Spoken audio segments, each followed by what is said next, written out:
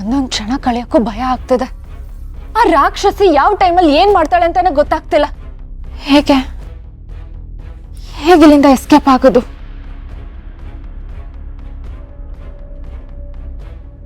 ಅಕಸ್ಮಾತ್ ಅವಳಿಗೇನಾದ್ರೂ ಗೊತ್ತಾಗೋಗ್ಬಿಟ್ರೆ ಅವಳು ನನ್ನನ್ನು ಸುಮ್ಮನೆ ಬಿಡ್ತಾಳ?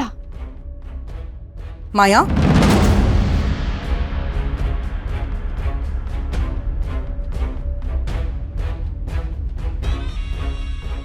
ಮಾಯಾ, ಏನಾಯ್ತು ಮಾಯಾ? ಯಾಕಿಷ್ಟೊಂದು ಗಾಬರಿ ಆಗಿದ್ಯಾ? ನನ್ನ ಧ್ವನಿ ಕೇಳಿದ್ರೇನೆ ಯಾಕೆ ಹೇಗೆ ಬೆಚ್ಚ ಬೀಳ್ತಿದ್ಯಾ? ಯಾಕೆ ಮಾಯಾ, ನಿನ್ನ ಕಣ್ಣಿಗೆ ನಾನೇನಾದರೂ ರಾಕ್ಷಸಿ ಥರ ಕಾಣಿಸ್ತೀನಾ? ಅಯ್ಯಯ್ಯೋ ಇಲ್ಲ ಮ್ಯಾಮ್. ನಾನು ಹಾಗೆಲ್ಲ ಯೋಚನೆ ಮಾಡ್ತೀನ ನಿಮ್ಮ ಬಗ್ಗೆ. ಮರ್ತ್ಬಿಟ್ಟ ಮ್ಯಾಮ್, ನನಗೆ ಇಂಪಾರ್ಟೆಂಟ್ ಕೆಲಸ ಆಯಿತು. ನಾನು ಆಮೇಲೆ ನಿಮ್ಗೆ ಸಿಗ್ತೇನೆ. ಒಂದು ನಿಮಿಷ ಮಾಯಾ, ನಿನ್ನ ಹತ್ರ ಒಂದು ಮುಖ್ಯವಾದ ವಿಷಯ ಮಾತಾಡಬೇಕಿತ್ತು. ಮ್ಯಾಮ್ ಆಮೇಲೆ ಮಾತಾಡೋಣ ಮ್ಯಾಮ್, ಒಂದು ಅರ್ಜೆಂಟ್ ಕೆಲಸ ಇದೆ, ಆಮೇಲೆ ಸಿಗ್ತೀನಿ. ಅದಕ್ಕಿಂತ ಇಂಪಾರ್ಟೆಂಟು ಇದು ಮಾಯಾ.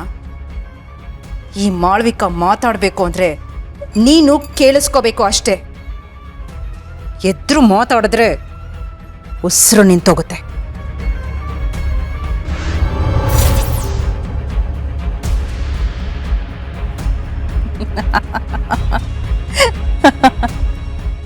ಏನಾಗ್ತಾ ಇದೆ ಮಾಯಾ? ಮಾತಾಡು, ಕಮಾನ್. ಹಾ, ಓ, ಮಾತಾಡೋದಕ್ಕಾಗ್ತಾ ಇಲ್ವಾ? ಅಲ್ಲಾಡೋದಕ್ಕೂ ಆಗ್ತಿಲ್ಲ.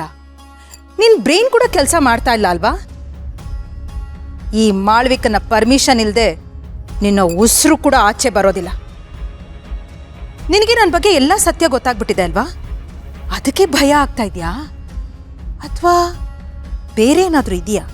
ಹಾಂ, ಚಾನ್ಸೇ ಇಲ್ಲ. ನನ್ನ ಅಸಲಿ ರೂಪದ ಬಗ್ಗೆ ನಿನಗೆ ಕಲ್ಪನೆ ಕೂಡ ಇಲ್ಲ. ಆಫ್ಟರ್ ಆಲ್, ಒಂದು 4 ಜನನ ಸೊಳ್ಳೆ ಹೊಸ್ಕಾಕ್ದ ಹಾಗೆ ಹೊಸ್ಕಾಕಿ ಸಾಯಿಸಿರೋದನ್ನ ನೀನು ನೋಡೇ ಇಷ್ಟು ಗಾಬರಿ ಆಗಿದ್ಯಾ. ಇನ್ನು ಅದಕ್ಕೂ ಮೀರಿ ಈ ಮಾಳ್ವಿಕಾ ಏನೇನು ಮಾಡಬಲ್ಲಳು ಅನ್ನೋದನ್ನ ನೀನು ನಿನ್ನ ಕನಸಿನಲ್ಲೂ ಕೂಡ ಊಹೆ ಮಾಡ್ಕೊಳಕ್ಕಾಗಲ್ಲ. ಸುಮ್ಮನೆ ಬಾಯಿ ಮುಚ್ಕೊಂಡು ನಾನು ಹೇಳ್ದಾಗ ಕೇಳ್ಕೊಂಡು ಬಿದ್ದಿದ್ರೆ ನಿನ್ನ ಪ್ರಾಣ ಉಳಿಯುತ್ತೆ. ಇಲ್ಲ ಅಂದರೆ ಈ ಮಾಳ್ವಿಕಾ ನಿನಗೆ ಯಾವ ರೀತಿ ನರ್ಕ ತೋರಿಸ್ತಾಳೆ ಅಂತ ನೀನು ಯೋಚನೆನೂ ಮಾಡೋಕ್ಕಾಗಲ್ಲ. ಇನ್ನು ಮುಂದೆ ಕೆಲಸದ ಕಡೆ ಮಾತ್ರ ನಿನ್ನ ಗಮನ ಇರಬೇಕು. ನಾನು ಹೇಳಿದಾಗ, ನನಗೆ ಬೇಕಾದಾಗ ನೀನು ಕೆಲಸ ಮಾಡಿಕೊಡ್ಬೇಕು.